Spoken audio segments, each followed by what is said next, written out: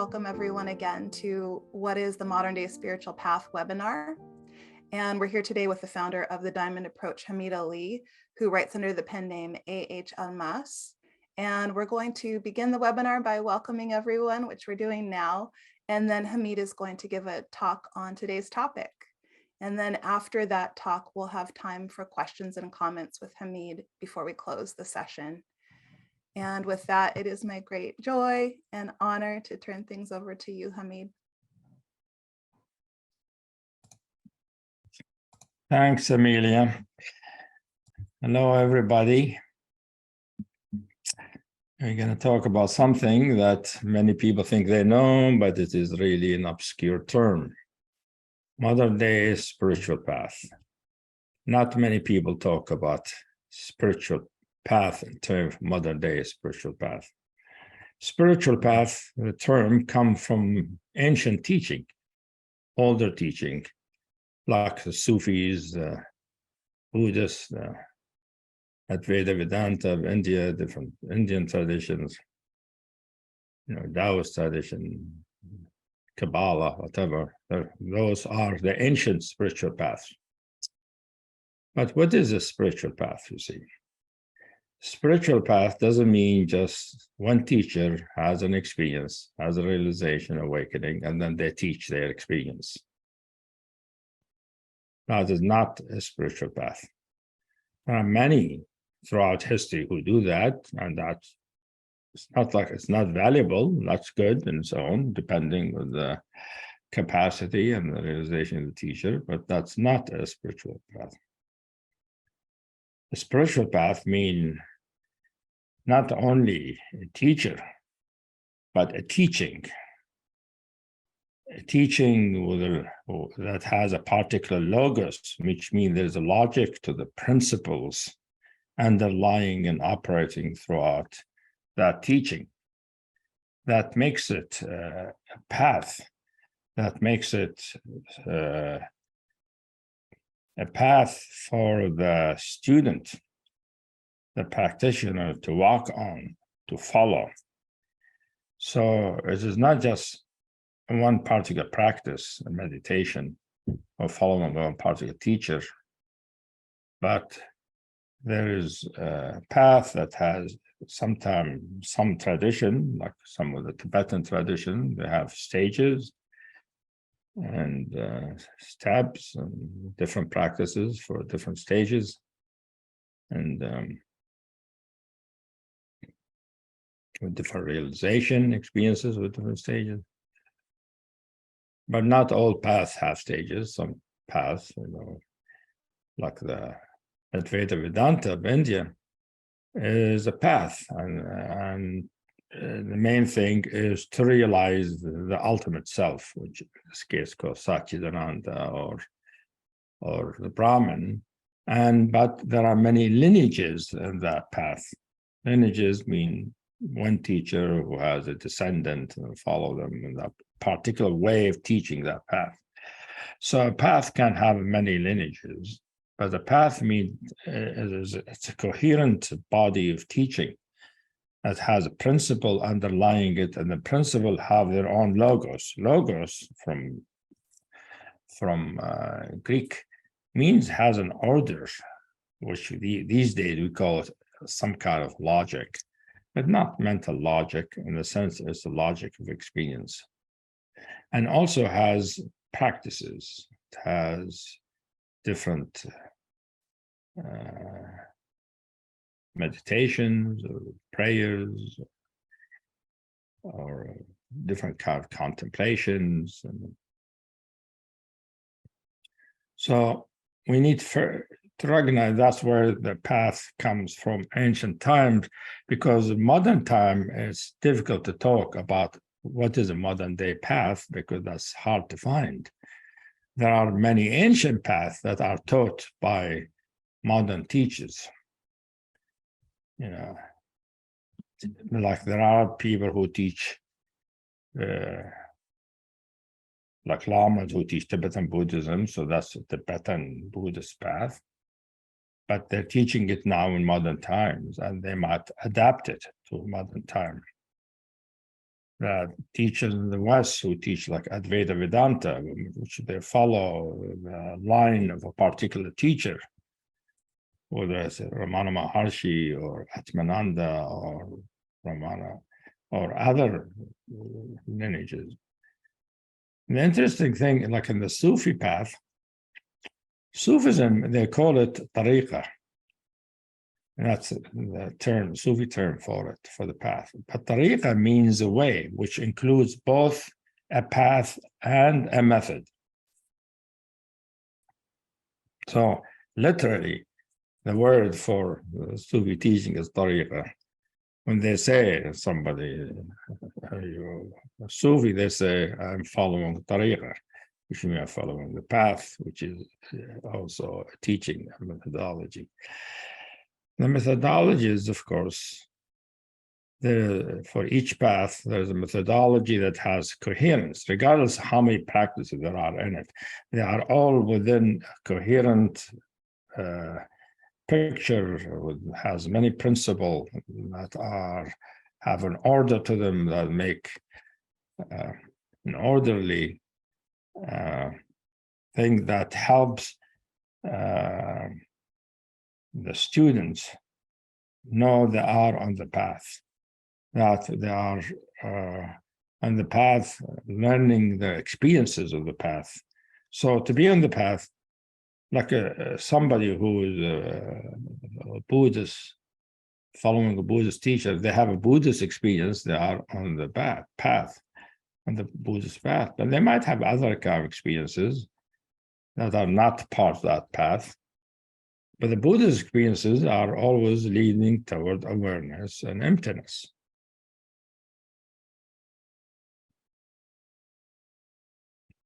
Following a path does not mean one does not also listen or attend other teachings by other teachers.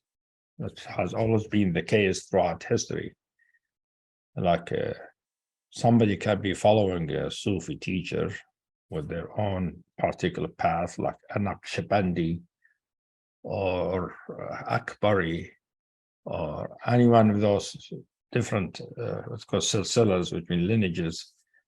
And so Sufi path is a large path and has subsection, or are called lineages, just like in the Tibetan Buddhism and Indian Advaita Vedanta.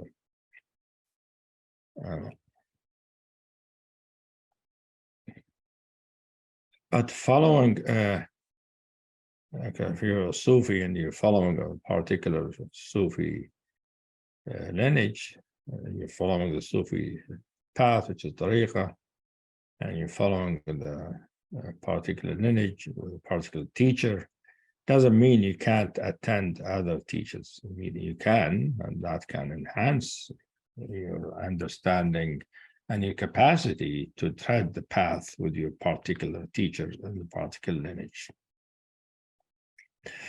One thing we need to differentiate, discriminate between, and to tell apart, is being on a path and being on a spiritual journey. A spiritual path and a spiritual journey are not the same thing. Many people are on a spiritual journey without being on following any particular spiritual path. Particular spiritual path is really something that exists, has representative, has teachers, has traditions, has worldview, has spiritual view and perspective of reality, all of that. And it's not just based on the one experience of a particular person. Although it can begin, like Buddha started with the Buddha's experience. But Buddha didn't just teach his experience, he taught whole teaching with many practices, with many meditations and different kind of prayers and stuff, which then developed later and by other Buddhist teachers to the path developed. And so that it is now international phenomena followed by other people. The path is not the same thing as a religion or two. like Buddhism is a religion, but that's not the same thing as following a spiritual Buddhist path. So paths are known from ancient teaching throughout the world. There is, for instance, a shamanic paths that existed here in the Americas, other part of the world, and which have their own way of looking at things, a view of reality, representative teachers or shamans, and certain practices, certain techniques. But a spiritual journey, somebody can't be a spiritual journey without being on a path, without having a teacher. And some people are also on a spiritual journey because they're following a teacher.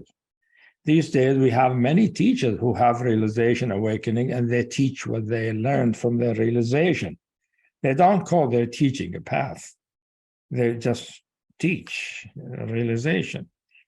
And somebody can follow them, and they can have a spiritual teaching. That is not exactly the same thing as a path, though.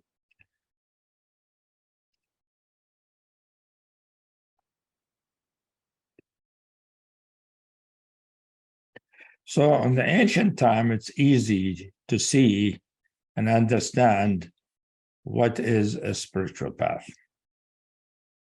When it comes to modern day, to modern times, what is the modern day spiritual path? It is more difficult to find because most of spirituality, when they talk about spiritual path, they talk about ancient ones that developed in the past, and so it has a whole tradition, whole history behind it, and many people who have followed it.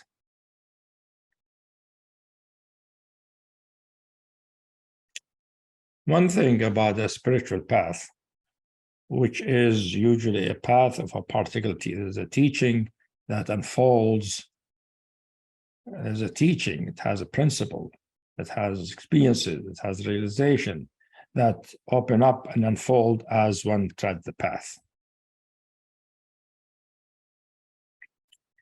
But the teaching usually in the ancient time did not differentiate between spirituality, philosophy, and psychology. They were all the same. And the differentiation happened later in the West. First, in the Buddhist tradition, when it started, had the Abhidharma. Abhidharma is their psychology, with our list of traits, characters that are to be worked with, to be purified from. That was the psychology that they had then. And they had their philosophy too, the Indian philosophy at that time, that there is such a thing as an enlightenment, there is such a thing as spiritual spirit or spiritual nature, and the meaning of life is to follow that at some point, to find oneself.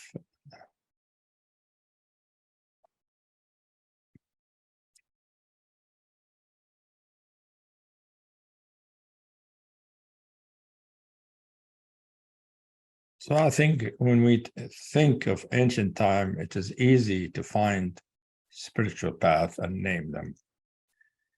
When it comes to modern time, what are modern spiritual? Can we name some few spiritual paths? It's difficult to find.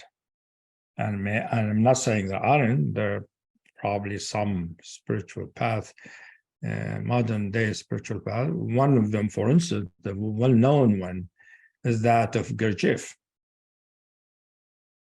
Gurdjieff in the 20th centuries had a certain path. He himself studied with many things, Sufis and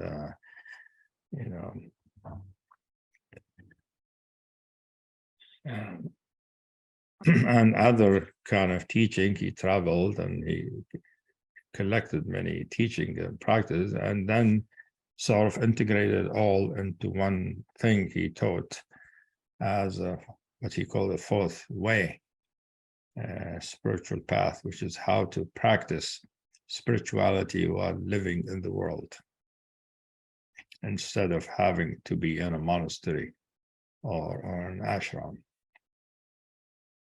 So that is sort of, you could say, it is a modern day spiritual path, that of the one developed by Gurdjieff, that taught by Gurdjieff. And now there's Gurdjieff, there are many others who teach what Gurdjieff has taught or try to teach it. Gurdjieffian teachers. Another modern day spiritual path is that the Arika path, for instance, developed by Oscar Ichazo, who is the originator of the modern day Enneagram. That is a path with many practices, with many principles, with many experiences, and it is all oriented towards awakening and realization. So the Arika path is different from a teacher who just have an experience and teaches from that experience. Oscar Ichazo was similar to Gurdjieff. He traveled and learned from different things,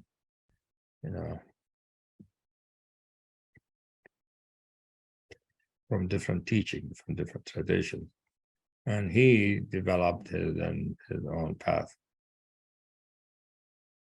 But he called it the Arika path.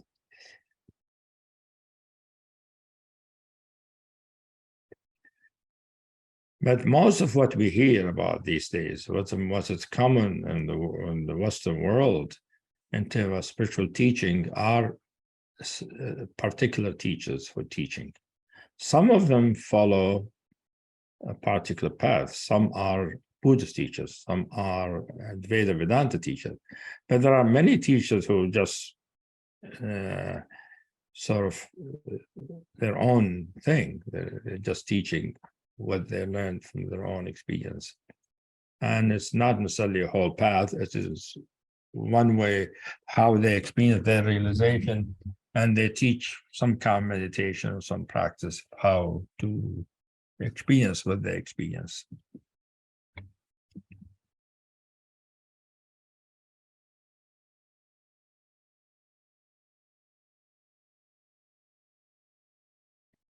So there's a difference between a spiritual teaching and a spiritual path, a difference between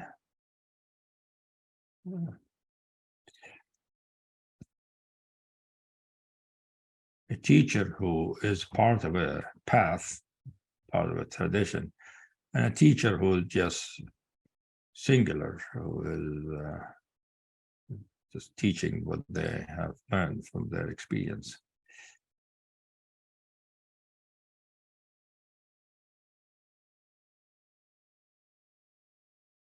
When one is on a spiritual path, you basically, many teaching, they have all kind of ritual and stuff to enter a path. Ritual and commitments and transmission, and different kind of thing like that. And that's the ancient path were like that.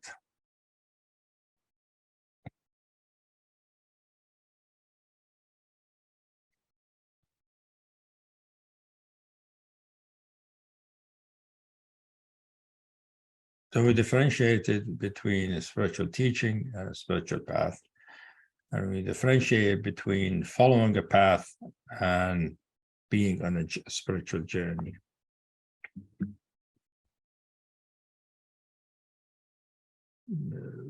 Somebody who's following a path is on a spiritual journey, but there are those who are on a spiritual journey or feel they are on a spiritual journey without being on following a particular path. Some people want to believe they have their own spiritual path, but they're really talking about their spiritual journey, and they're confusing the term. They're calling it a path. Path means other people can tread too. And there are outlines, there is like a river that is flowing. And within that river is the path. Outside is at the bank. That's not part of the path. It could be other rivers, other paths.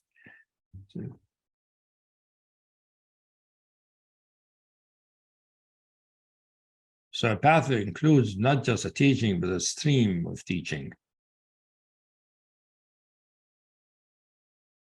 Teaching about many things, about the mind, about the consciousness, about the soul, about spirit, about spiritual nature, about life, about reality, and all of those within a coherent picture that doesn't come just from one particular experience, but comes from many experiences, many realizations.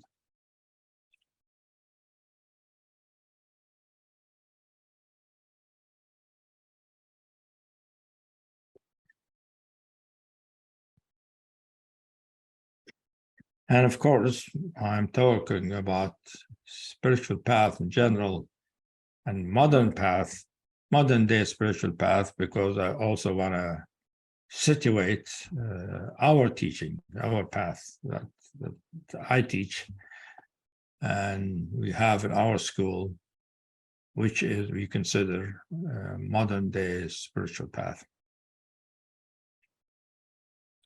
So one thing to understand about what we call the diamond approach, which is the spiritual path that I teach, and the school has many teachers who also teach, and many students following this path.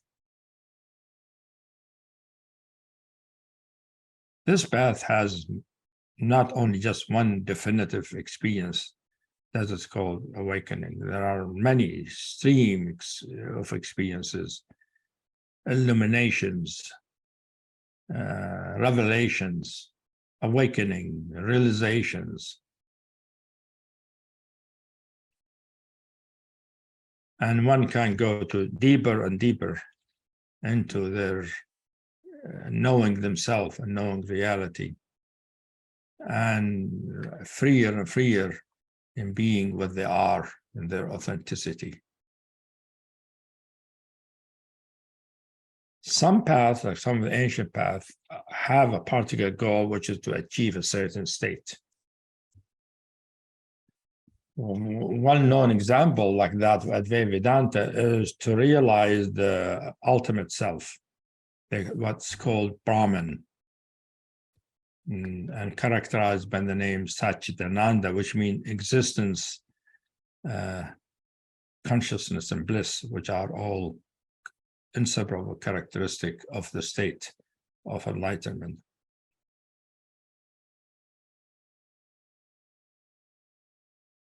For them, you have to have that. Everything else, it's okay, but doesn't count as much.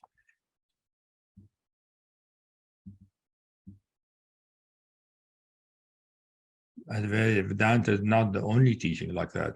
Sufi teaching is different. The Sufi teaching, they have many stages, they have many definitive experiences, but they don't take it that only the final one is valid and everything else is just not that important. They take all of them as significant and adding to the richness of being a human being, a realized being, a complete being, because that's their aim is the complete human being who has all the realization, all the experiences, all the ways of experiencing reality available to them.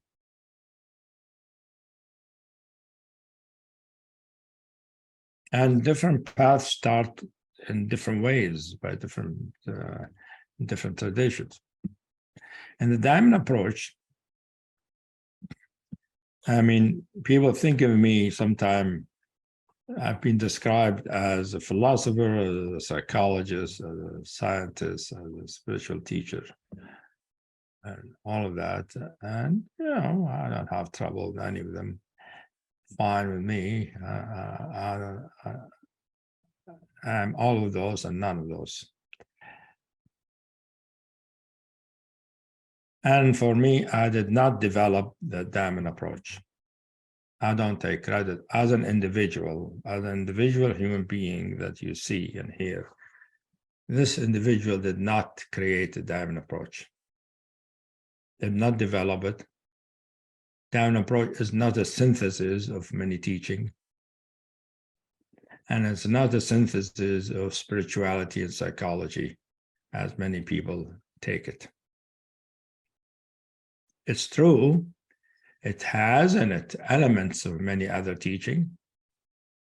It has in it many of our modern day psychology, contemporary psychology, just like any spiritual path has its own psychology. This is a modern path, so it has in it modern psychology, a different kind of psychology, and also includes some of philosophy, Western philosophy, all included in a spiritual world that developed on its own. So what does it mean it developed on its own? Well, at the beginning, I was following many teachers and different paths, and I had all kinds of experiences. And at some point, I started having experiences that didn't correspond to to the teaching or the teachers I was following. In fact, the teachers thought I was off. So I had to leave the teachers because I was certain that the experiences I was having were genuine and real. And just the teacher didn't know them. So at the beginning, it was me, because I was interested in my own understanding of reality. I really want to know what is the truth of myself and reality. And of course, I was interested in liberation and freedom.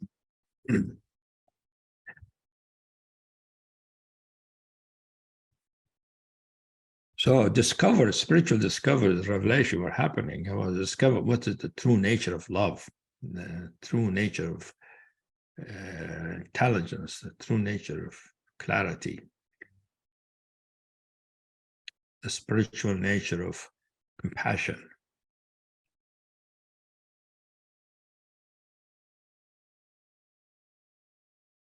And the interesting thing that the path start with what we call, what I call the somewhat theory of wholes, which mean I will experience something missing or something I'm working on, missing in my experience, or I feel I need in my experience, and they manifest a certain emptiness, a certain spaciousness, and then a certain quality of consciousness, quality of presence arises, and it seemed to exactly fit what I was looking at, like there was a puzzle I've been working with, and then this completes the puzzle. It's the missing element which comes from another dimension than where the exploration was happening. The exploration was my own experience with it, psychological, physical, emotional, whatever. And then the puzzle is completed by a spiritual element, which I experience as presence of one quality or another. Like love is got filled with this sort of pinkish, rosy, fluffy, sweet, smelled like roses. I smelled like roses, felt like happy and loving and liking everything, liking everybody, and the goodness, but it is a fullness and also a presence, a feeling made me feeling I exist in a true sense. So I was having my own experiences of illumination and liberation. And then some of my friends were having the same thing. By talking to them, they started having experienced the same thing. I thought, oh, it's not just me. And then I decided to teach some people, not because I had a path or a teaching, I just knew something about presence and spirituality, so I started teaching. And then I was surprised that by students following the same particular pattern of their personality or of their experience, there arises the same kind of presence in them as that I know happens. So it was a correspondence. That's what developed later, what we call the theory of whole. We realized it's not really a theory of whole. I mean, you call it theory, but it's really the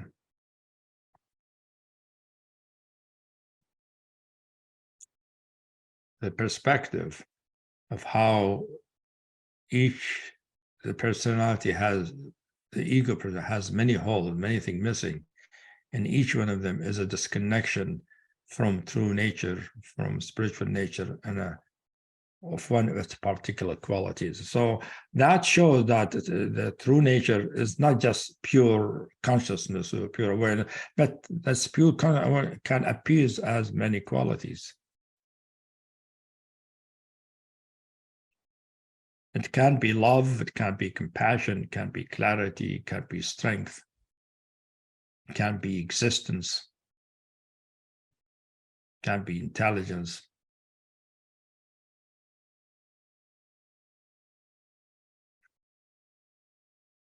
And it took a while before I realized, well, this thing that is happening is not just for me, it's for others, because it's relevant for other people. People having similar experiences. Well, the experiences were universal, turned out. Those constellation of personality that ended with a particular quality of presence are universal constellations. That became what we call a theory of whole, and that became an important part of the teaching at the beginning. And I didn't think of it as a teaching then. It was things I knew and experiences I had.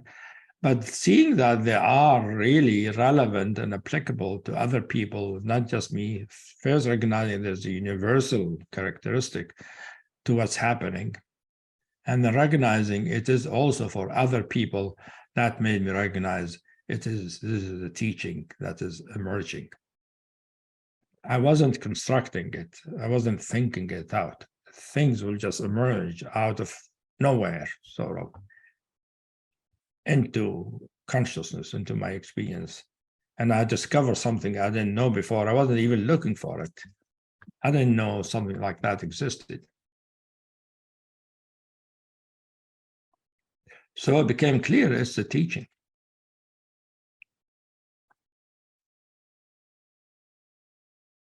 And that the teaching, I mean, first it's universal, and because universal, is applicable to all people. But then realize it's a teaching with its own logos, with its own logic, with its own order, with its own configuration. That showed me that it is also a particular path. That one who engages in a diamond approach is engaging a path. They're not just following my experience as an individual. They are following a teaching that emerged mostly through me at the beginning, but later through others. And in fact, much of the confirmation came from the students who practice the same practices and came up with this similar experiences, all the way down to the taste and color and shape and feel and even the words.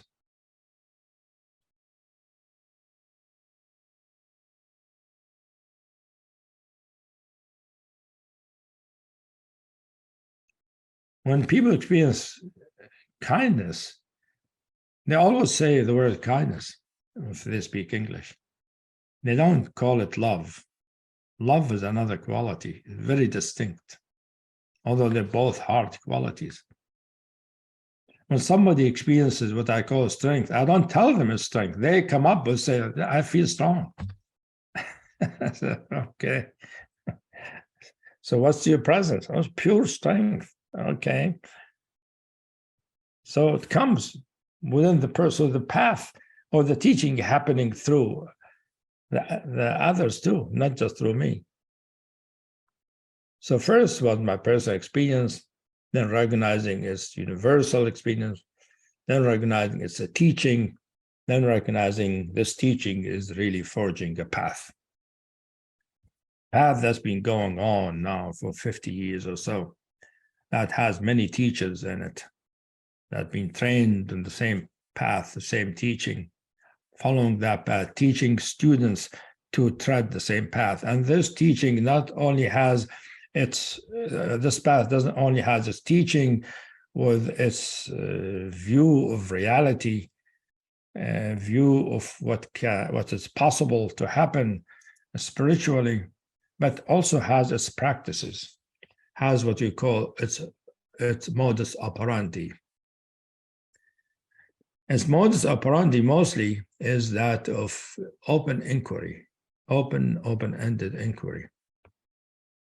We do have in the Diamond approach path many kind of practices, meditations, and we use meditation, we use chanting, we use prayers, all of those, and they're all part within, stay within in an orderly way related to the modus operandi, that of inquiry, which is taking one's personal experience, not trying to change it, but being interested in understanding it. What is it? Why is it here? What does it mean? Where is it coming from?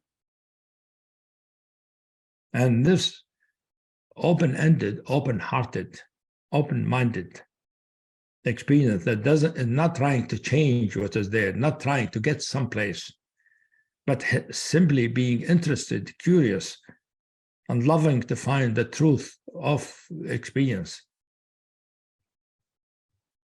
naturally opens up the consciousness, opens up experience to new revelations, and become spiritual revelation about oneself, about others, and about reality as a whole. And turned out this path doesn't have one particular end, like Advaita Vedanta has versus the Brahman. We do have the experience of the Brahman as one of the realization in the Diamond approach. We call it the absolute. However, the Diamond approach is open-ended in its view. We call the view of totality. I mean, it has a total view, which means a view that holds any view or many views or no view at all of reality. So the mind can be completely gone or can be focused in a particular way. Which means this path has in it many realizations known in other traditions. Some of the realization known in the Buddhist path, some realization known in the Advaita path, some realization known in the Sufi path, some of the realization, I don't know them in anywhere else except in the Diamond approach. The point is not a comparison, more the point is to try to understand what is the Diamond approach path. And it is, we call it a modern day because it uses modern day mentality. For instance, it uses scientific method. So my training was in science and math, and physics and math. So already my consciousness has that discipline. So for me to be precise, to be exact, to use verification instead of experimental, experiential, repeatable verification of experience is very important for the Diamond approach. But there's also modern path because it includes modern psychology. And modern psychology doesn't mean we adopt Freudian psychology or intersubjective psychology, or no, we take it's more like in part of the way this teaching happening is an inner guidance, where the inner guidance takes me to the right, to specific teaching, specific psychology, specific book, specific writer, specific teaching, and I happen to get involved in them, and I realize they illuminate something in my experience. So we adopt and adapt different parts of modern psychology and philosophy.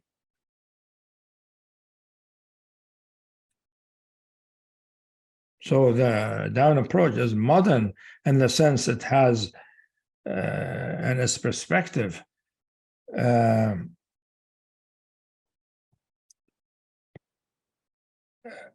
it has a modern philosophical approach.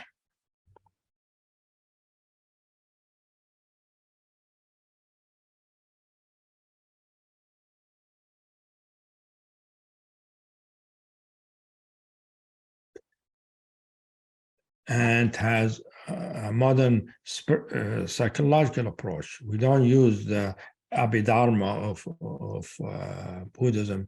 We don't use the 4 elements and whatever that are the psychology of the Indian old yogas. We use the fact, what we call psychodynamic understanding, that there is our present experience is influenced by elements in us that are unconscious, we're not aware of, that comes from early childhood and impacts us and have us experience things like that. There is no ancient path that has what's called psychodynamic, which is how past experience appears in present behavior and experience. This is something that is been around only for about a century or so in the modern world. That is modern psychology. And this path has adopted different parts of different psychologies. So we don't adopt completely like object relation theory, although we use elements of object relation theory.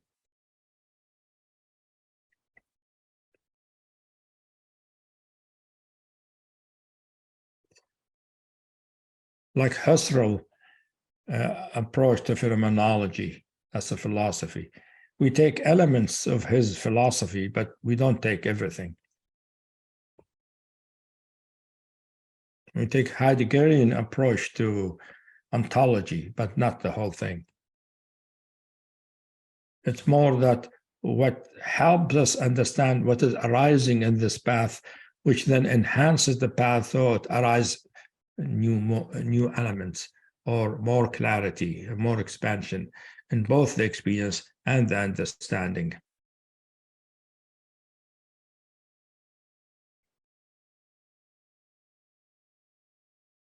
So it's very important to understand about the Dayan approach, how it has developed.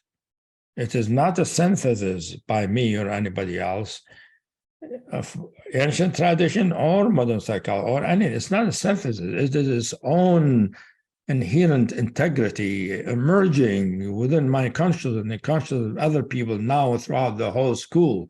It's a current of teaching that is forging a path. And it is appropriate for our modern day mentality, because the human being in the modern world, their psychology is very much formed by the fact that we talk about, oh, you're unconscious, you have an unconscious, or, you know,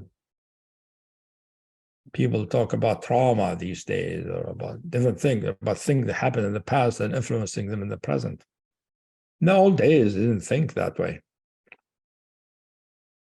They probably knew it some, but there was no systematic understanding of those things.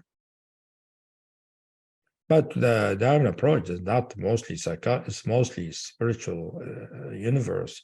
It's a whole spiritual universe, many qualities, many dimensions, many realization, many illumination, all of them developing what we call the individual consciousness, which many traditions call the soul, the human soul.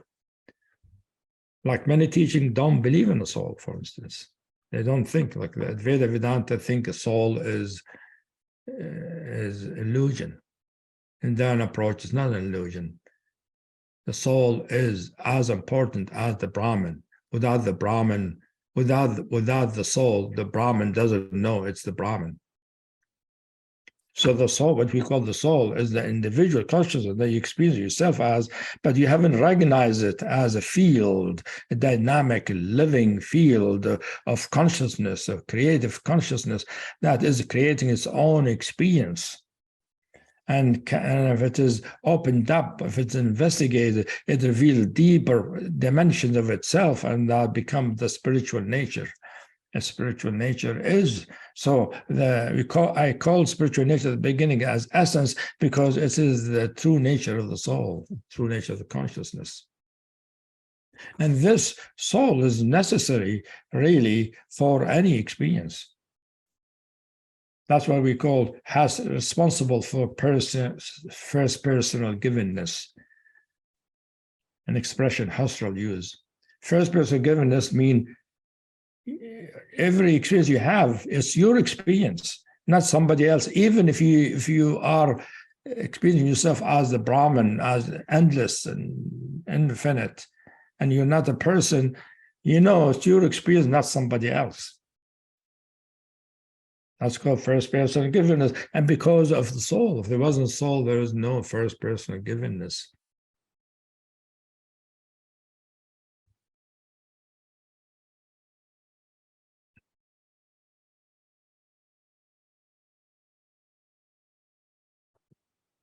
So diamond approach is a modern day spiritual path that I know very well, because I'm part of its generation, part of its development.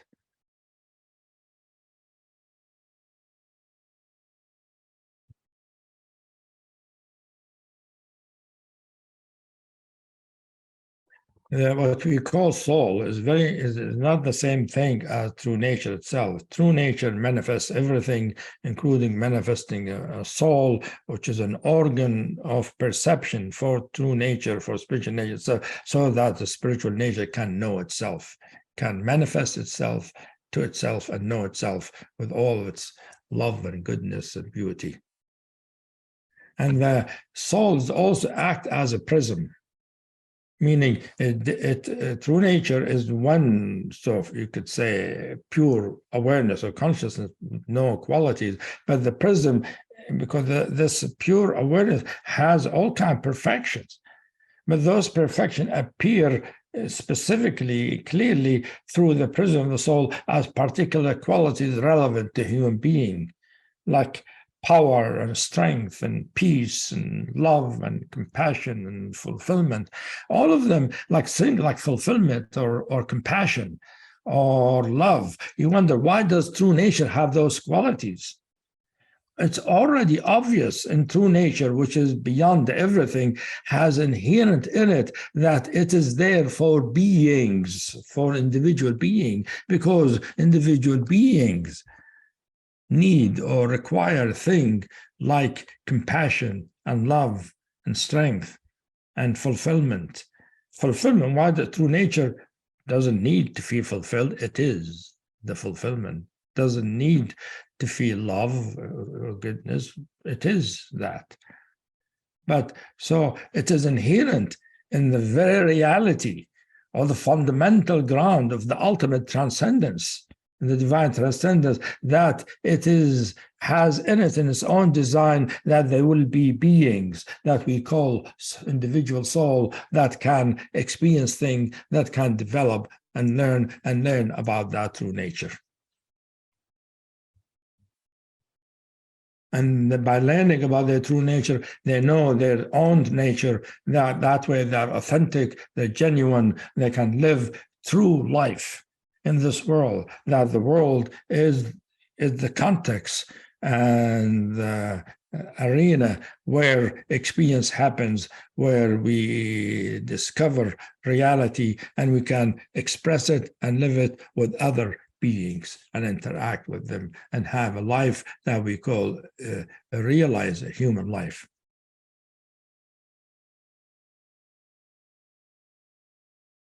So I am the ultimate, but I'm also the individual at the same time.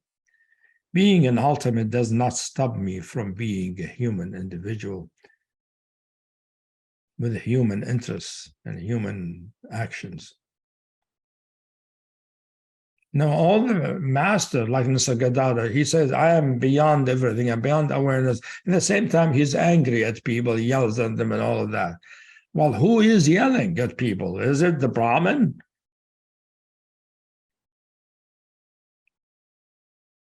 Who is frustrated with his students? Brahman doesn't get frustrated. Satchidananda doesn't get mad or frustrated or disappointed. But Nisargadatta was, although he kept saying, I'm beyond all of these things. He is beyond all of these things, but he is also an individual soul that he didn't acknowledge. Because it is not part of the tradition he was following.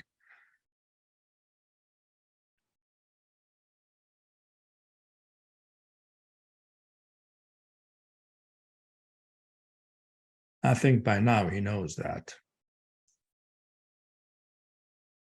He thought by dying there'll be no more Nisargadatta.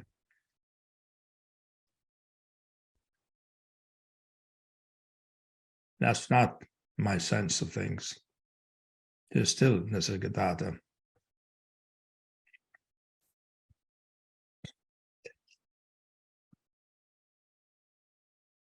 So I'm saying thing about the perspective of this teaching.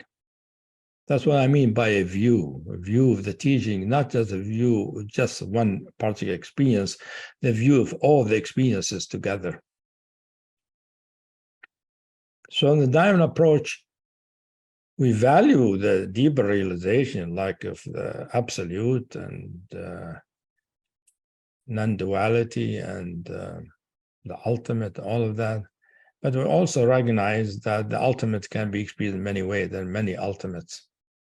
And there is no end to true nature. That true nature or spiritual nature is much more mysterious than calling it a name. Much more infinite in its possibilities than believing I got to the end of the path. There's no end to this path. I don't know the end. As an individual, I don't know the end. As the true nature itself, I am all, the infinity.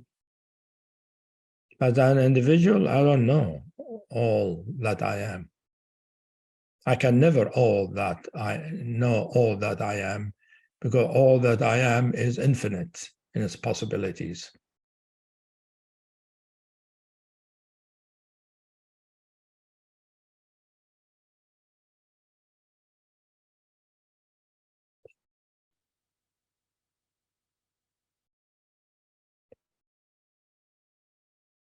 So as you see, a spiritual teaching, a spiritual path is something profound, something rich, something, it's a stream of wisdom, of knowledge, of practice, of exercises, of approaches that is always flowing and forms a ground that a student can help the student practice, and they could put their experience in context that makes sense to them because they understand the path, which is very helpful.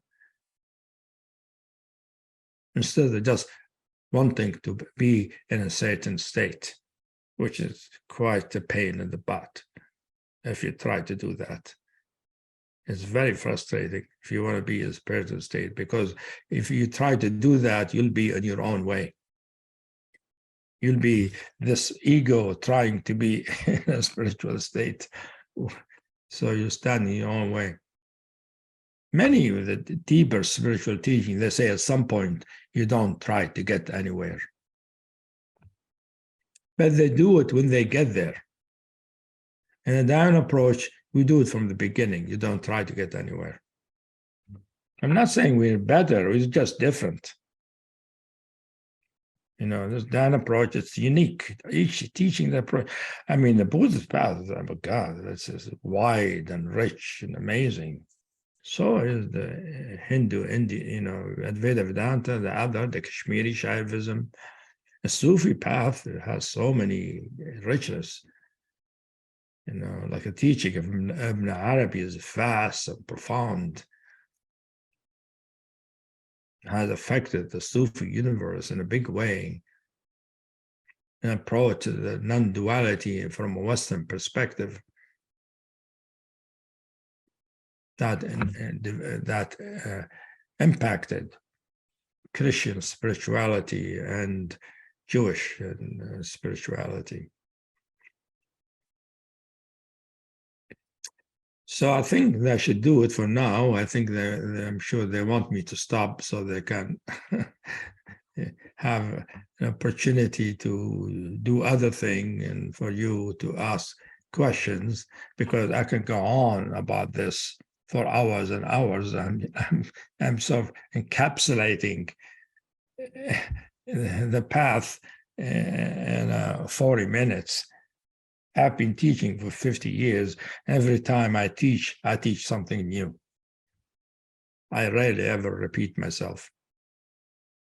You notice many teachers, you go to them, they say the same thing over and over again, maybe in slightly different way. This teaching, I've taught how many retreats now? I don't know. Hundreds of retreats. Each one is different, a different topic, different orientation, different state. Because this path is rich, has many facets to it. It's just, that is the particularity, the unique in this path. Without having to compare it to other paths. Without to say it's better or worse, that's is irrelevant, because all paths are precious and beautiful. And all of their genuine lead to true realization and liberation. Okay, I've done my piece. Wonderful. We're going to be moving into the question and comment portion. Hello, everyone. Hello, Marcus.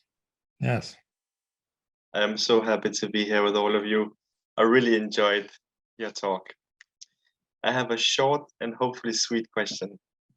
Okay. I want to ask, I live in Denmark, Europe.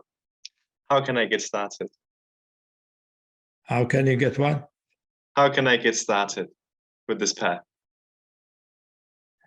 Well, I mean, there are many ways to get connected to this path. We have online courses, online group, and there are many groups around the world, and we have many teachers. So I think by going to our website, you find ways of how to get connected. And I have many books you can read about the path. It's in the chat. Huh? It's in the chat.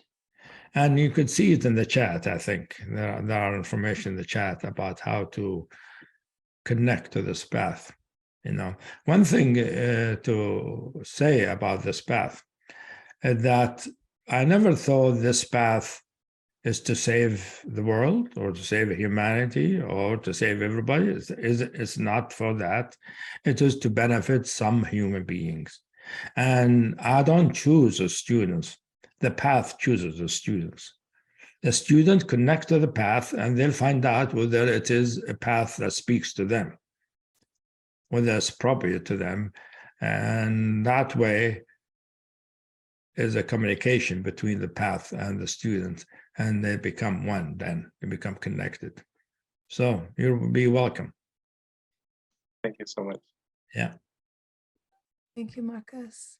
Yeah, Marcus, I did post in the chat a couple of great places to begin, and Becky did as well. All right, Marta, bring you on here. Well, this is my first time listening to you, and I really enjoyed it very, very much to listen to you live. I was listening very carefully, and I just wanted to make sure that I am understanding things well. I think that what I understood is that the path is still in the making, it's in constant evolution. Now it integrates many different perspectives and it evolves as it grows. This is what I understood, and I just want to make sure that I am understanding well. And if this is the case, for people who want to follow the path, what is our place in this making of the path? Thank you. Well,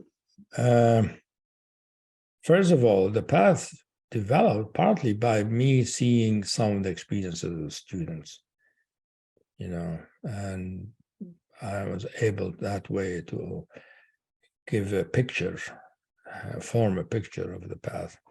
So I have been mostly the main person who's sort of articulating the path, but there are many who have contributed to it. You know, like my friend Karen Johnson was one of the main collaborator, a contributor. I imagine in time there will be development of the path. It's difficult for somebody to say I am developing the path while I'm still around, because I'm such a, such a large presence as the founder of the path, the main voice. And, but I think, after my passing, there will be others who are realized already in this path, who might develop it further and might discover new things. I mean, sometimes some students, some of the things I learned, I saw them in students. I didn't know, I didn't need certain states. I saw a student needed in certain states, and I learned about them, and they became part of the path. Now, the student themselves didn't exactly know that they were contributing, you see, but they were contributing. But I think I can see in the future how some of the people in the teaching where the path is flowing and through them in a pure, unhindered way, that they will discover new things, because true nature, as I said, is infinite. The path does not include everything. Why are you interested in that? I don't hear you. For some reason, you're muted.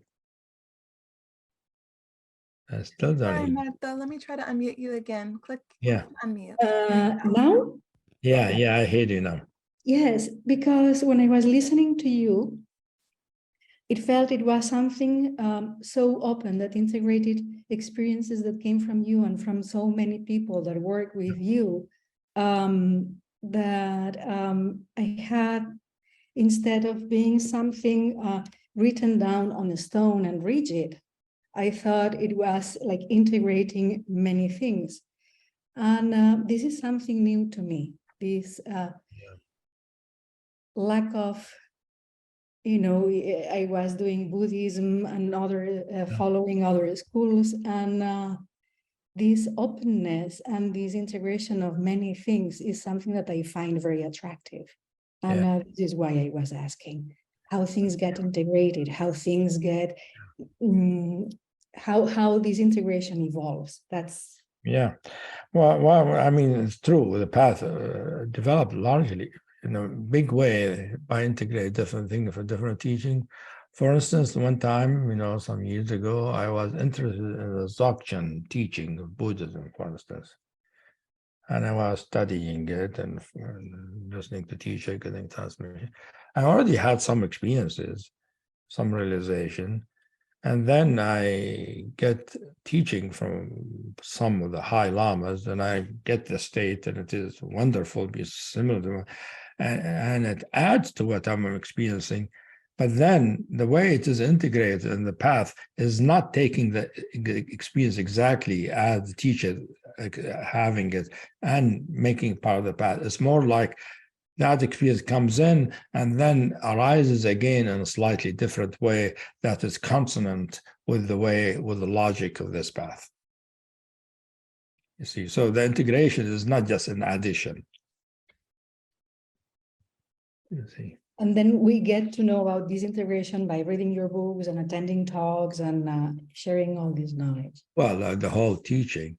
And I imagine people in the future, that will happen in the future beyond me. Thank you. Yeah, but it is an open path that way. But remember, the integration is, I don't decide to integrate.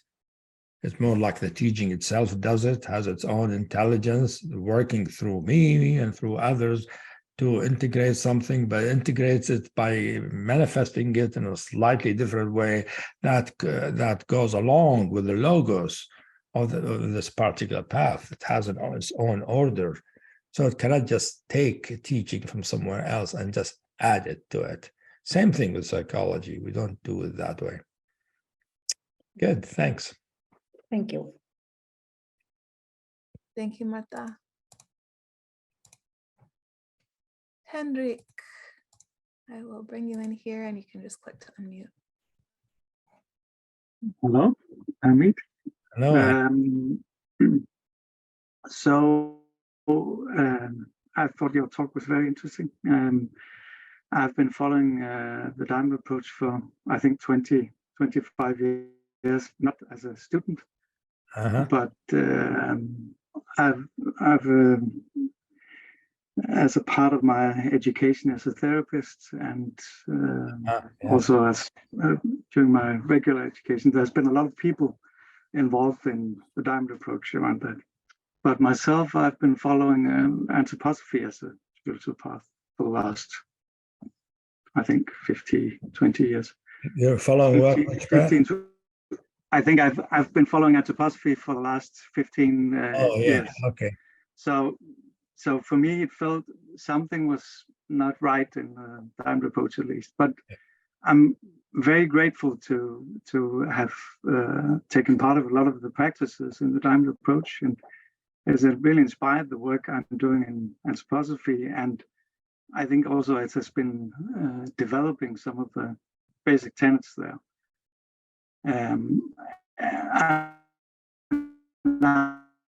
I know you have, I've discovered in one of your books, you must have read Georg Kühlewind, the Logos book that he's written, but it kind of amazes me that you haven't kind of gone into anthroposophy, as I see so many similarities. Perhaps diamond approach is a bit more Platonic, less Aristotelian, I don't know, but there's a whole lot of the inquiry process, the phenomenology approach, and so I see so many similarities. Of course, Stein is very much into politics and teaching and medicine and so on, and you haven't concentrated on all the practicalities. But I'm just curious about, has there been any kind of, also there's a lot about alchemy and so on. There's so many similarities for my part of the world.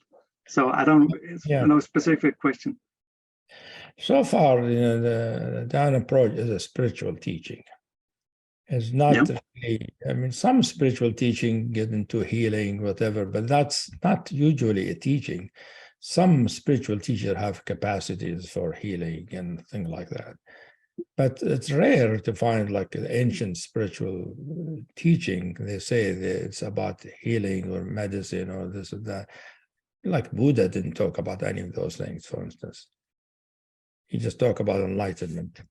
So it was purely spiritual teaching. It's true, I didn't study all the things you talk about. And my interest is like not my own interest, let's put it that way. It's more like the teaching orients my search, right? Or orient my searchlight, takes it. So I find sources to study. And sources people tell me about, and I find interested in them. So on some sources people tell me about, I notice my searchlight doesn't go there. So I don't decide, the teaching decide. So that's how it has been developing. So it's not my opinion about it. It's not my choice. Okay.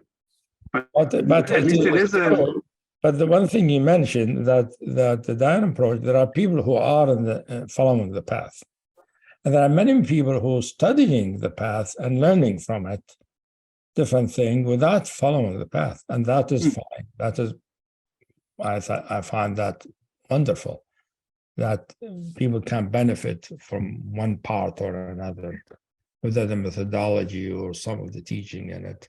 So I'm glad that you're finding that useful, although it's not your path.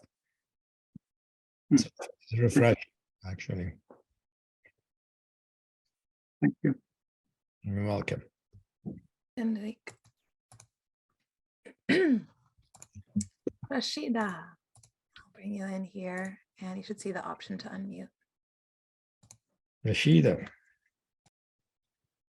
Unmute. Hello, Hamid. Hello there.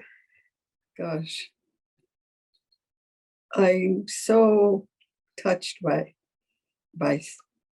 being here, listening to you. I've been in the work nearly 20 years too. And I'm really grateful. Thank you. I'm particularly touched by you saying that you don't choose, that the students don't choose the path chooses the students. And I'm touched that you say you don't choose which other principles or practices or past to follow. The teaching chooses your interest. Right. I'm really touched by that. But I had a question earlier on, if I may ask it. Mm-hmm. And that was when you mentioned Nisargadatta, Yeah. and you said, he's got it now. He didn't then. And I'm curious, can you speak a bit more how he's got it now? Well, I mean, there are ways of sensitivity of knowing what's happening to the soul after it died. Some kind of intuition, some kind of knowing, and communication too. It is better not to say too much about it because it can lead to all kind of imagination. I understand. Thank you. Yeah. Thank you. Yeah, I suppose it comes from my interest in what happens after I'm dead. Yes. Yeah, I mean, I was curious about it because I'm going to be teaching something in the future, near future. So I was studying the different teachers, how they, at the end of their life, and I noticed in the Sagadatta, at the end of his life, he talked about that when he dies, since his realization is that he is something, when he's completely himself, there's nothing to know, nothing to be aware of, because it's not self-reflective, right? And so he said, when the body is gone, that's it. So he took it as if the body is needed for self-reflection. My understanding is the soul that is needed for self-reflection, not the body. The body is an instrument for the soul. And the soul goes on. Yeah, soul goes on. Yeah, because life doesn't end when the body stops. Okay, interesting angle about something else. Yeah. Thank you very much. You're welcome. Thanks, Rashida. Zayad or Ziad, you can let us know. Ziad. Assalamu alaikum. Hey, Ziad, marhaba.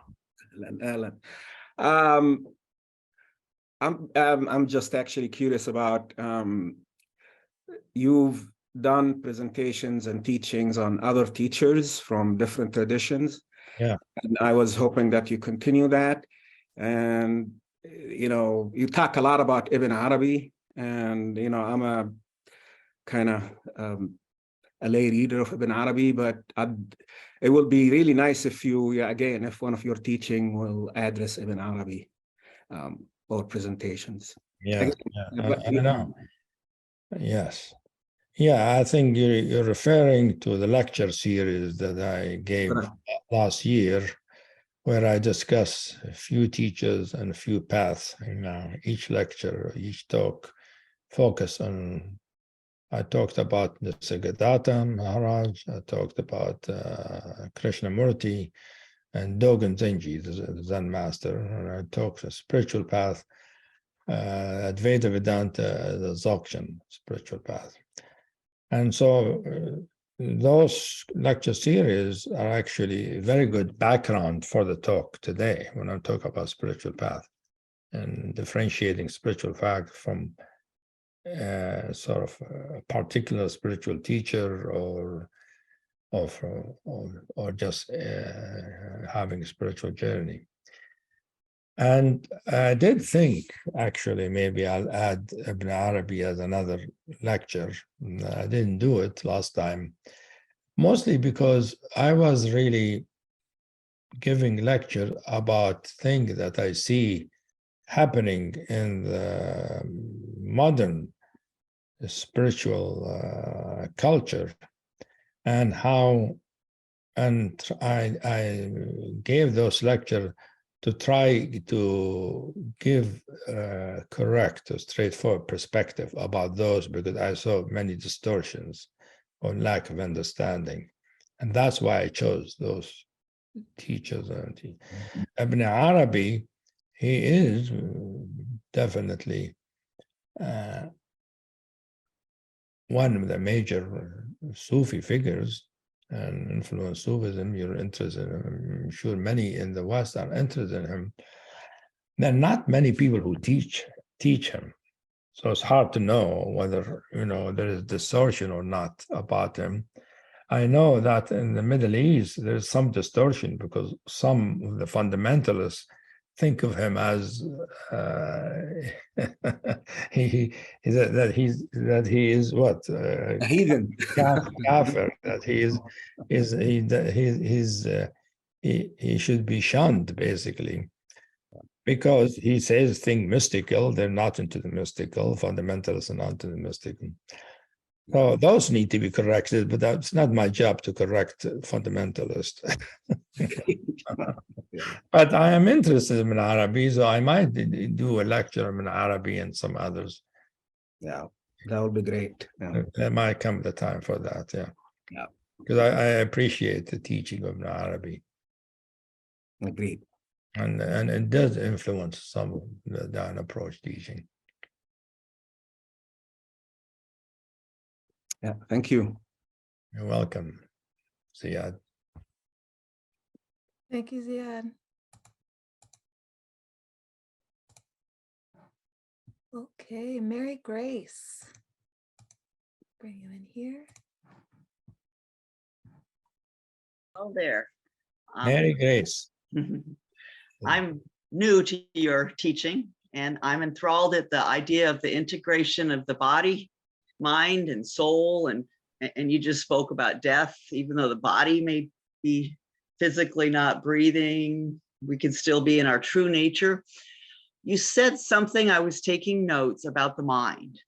And I was curious about mental illness and psychology and the science. We're learning more about schizophrenia and bipolar and depression and people having problems in their mind. Can they find the path? It's maybe a different method for them, but have you worked or experienced with some people with severe mental illness? No, I did not. And first of all, I mean, there have been people who had spiritual experience who are schizophrenic, whatever. The two are not mutually exclusive. Agreed. And Yeah. can have mental illness and have spiritual experience. Mm-hmm. However, it's difficult to work with somebody with mental illness in a spiritual path because they need their spiritual illness to be addressed. Yes. You see, they need really psychiatric attention. And Mm-hmm. it's not a skill that I have or this teaching has. Okay. So usually we don't work with people who have mental illness. We can't handle them. And most of them can't handle this teaching, really. And the teaching will be disruptive to them. It can make their illness worse. Because schizophrenic who has spiritual experience can make them more schizophrenic. Yes, yes. That's So that's the problem, you see, yeah. We'd need some trained therapists that are experts with dealing with those population to integrate with you. And we need more Yeah, people true. to tread a new Yeah, path. yeah. It Yes, can be done. It can be done. It's can just be done. Yeah, I mean, sometimes some of our students turn out have some kind of mental illness or whatever that appears when they go deep in the teaching, and then they take time off or they go to a psychiatrist for a while to help them with that side of it. And sometimes we send some of our students not because they have mental illness, but they have some psychological issues like trauma or whatever that are difficult to deal with in the context of the spiritual path. So we usually recommend that they go find the right expert, the right therapist to help them with that, so that they can continue with this spiritual path. thank you. Because Yes. they have the psychological distortion that makes it more difficult for them to be open and not be destabilized by spiritual experience. Yes, I like how you want to explore the soul, the body, the mind, the whole, integrate many things. And if they've got this one big problem, they can't address the rest of it. Okay. Yeah, and we integrate, you mentioned the body, we do integrate the body in our teaching. The body is very important as the entry into any experience in the body. And that's why I integrate a great deal of the work of Wilhelm Reich, Alexander Lowen, bioenergetic, and some other, physically oriented, psychologies. And it is part of our practices, part of our session is what we call a breathing session, which is basically using the body as the entry point into experience. Thank So you. we do integrate the body and understanding of the body. Thank you very much. You're welcome. Mary. We have 6 minutes left. Hamid, do you feel like we have time for one more short one? Maybe one more short one, yeah. Okay, great. John, I'll bring it in here. John, yes. Yes, thank you. Getting me on. And it's lovely to see this number of people on a group like this, and thank you for doing it. I have a question. I don't know how relevant it is for right now. It's been bothering me for so many years. I'm not on any path, but I'm a reader of many, including yours, for quite some time. Yeah. Anyways, you in your talking, I believe you said, correct me if I'm wrong, your idea of soul, and I think the comment was without soul, Brahman, and I believe you used the word Brahman, does not know who Brahman is. Right. Would that be how you said it? Yes. That's how I said it. So that, if I may, that brings to mind a quote of many years ago, which would say, in the absence of that which is not, that which is not. Basically making the statement that without us as souls, Brahman does not know who it is. Yes. It has no perspective because it has no yes, way to shed its light. It's very true.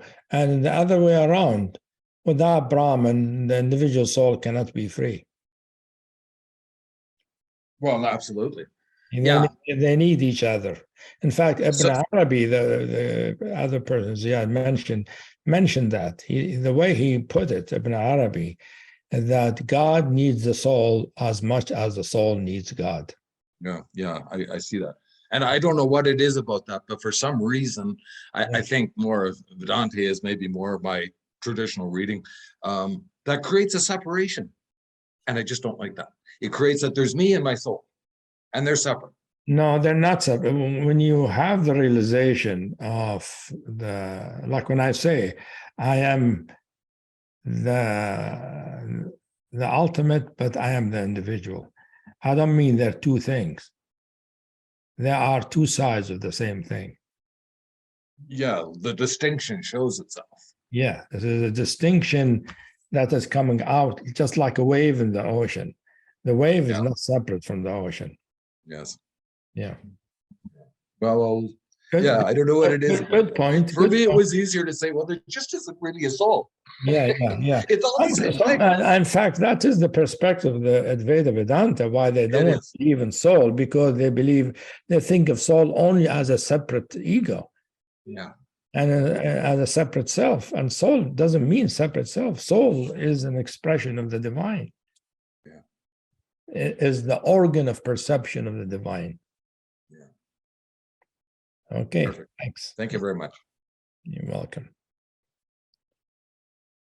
So we're coming to the last few minutes, and a couple of links were posted in the chat that can be supportive for people who are wanting to know more about the Diamond Path. The first one is the Diamond Path Orientation, which is a recording that you can access where you'll learn about the history of the school. And also it'll give you a tour of the various ways to engage with the teaching and get some answers to common questions with a Diamond Approach teacher. And then there'll also be some students who are in the Diamond Approach who will share their experiences. And Becky just posted that in the chat. And here, let me add myself so you can see this. Who is this voice speaking? And the other link that's getting posted is the Lightness of Being online course. That's a 6-part online course. That's a great introduction to the core teachings of the Diamond Approach. And it's also an opportunity for seasoned spiritual seekers who may want to experience the transformative power of the path. So both of those links are put in the chat. And then for those who had hands raised or others who still have questions, you can always email us, and I'll put the email address as well in the chat. And we're happy to look at those questions and forward them on as needed. And with that, I would love to give a big thanks to you, Hamid, for guiding us today and giving this orientation to the path. And also, I'll turn it back over to you for any last things you'd like to say. Yeah, thanks, Amelia. I think it's good that you mentioned some of the online offering we give to give access to some of this teaching. But also a large part of this teaching is really in books. I have 20 books or so that go in some detail to some parts of the teaching. There is no book I have that has the whole teaching, and the whole teaching cannot be put in one book. There are many books, each one about some aspect, some facet of the teaching. So you can learn a great deal. Some are general, like the book Essence, for instance, or the book The Energy in Your Home, that gives you more an overview, but doesn't include everything. It's not possible to include everything. And that's why, for instance, I will never write a biography, because it's too long to write. Because to write all my experiences, all that thing happened, requires about 10,000 pages. And I won't have time to do it. The same thing as the whole path. You can't write it all in one book. So thank you all for being here. And I hope something useful. You learned something about the path, spiritual path, modern spiritual path. They're all different things. How it's different from a spiritual teaching, how it's different from a spiritual journey, how is it different from following a particular teacher with no path, just a teaching. All of these distinctions are important, because these days people don't know. They go online and they just follow this teaching, that teaching, go to this satsang, and without the grounding of wisdom that is available. So I'm making some of the wisdom available in 40 minutes, and requires actually many hours to really make it really give all the details. But this is just an entry, an opening for us to look deeper or look wider. So I hope it's been useful, and thank you for being here and for being together. Bye, everybody.